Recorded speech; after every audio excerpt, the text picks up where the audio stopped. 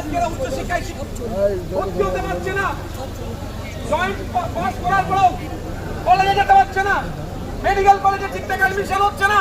এই যে দুরবস্থা হচ্ছে চাকরির ক্ষেত্রে, এটাকে দূর করতে হবে।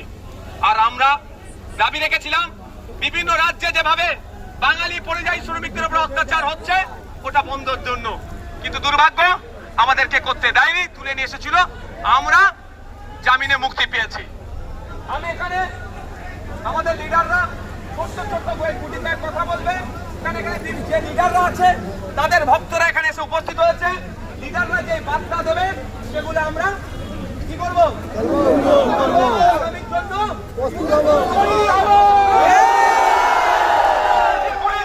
পুলিশকে দিয়ে সংসদীয় বিলের বিরুদ্ধে আন্দোলন থামাতে পারবে না। সার্টিফিকেট বাতিল করতে হবে।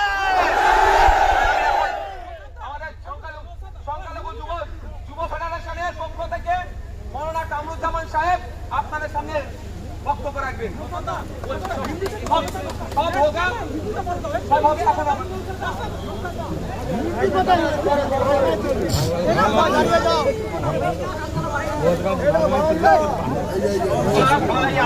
এখন যেখানে ছিল সেখানে থাকো, খালি গান গান হবে না।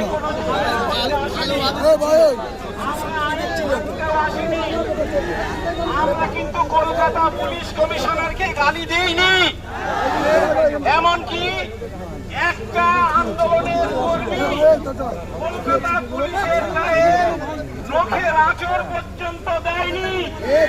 তারপরেও এই কলকাতা পুলিশ আমাদের শান্তিপূর্ণ আন্দোলন, আমরা রাস্তার এক পাশ ক্লিয়ার করে দিয়েছিলাম গাড়ি চালানোর জন্য, তারপরেও ধর্ণা আন্দোলন, অবস্থান আন্দোলনের মতো শান্তিপূর্ণ আন্দোলন ভাঙার জন্য শুধুমাত্র গ্রেফতার করেনি, আইনকে বুড়ো আঙুল দেখিয়ে তারা আমাদের 2 দিন ধরে জেল খাটিয়েছে, আমাদের কর্মীদের উপরে অত্যাচার করেছে।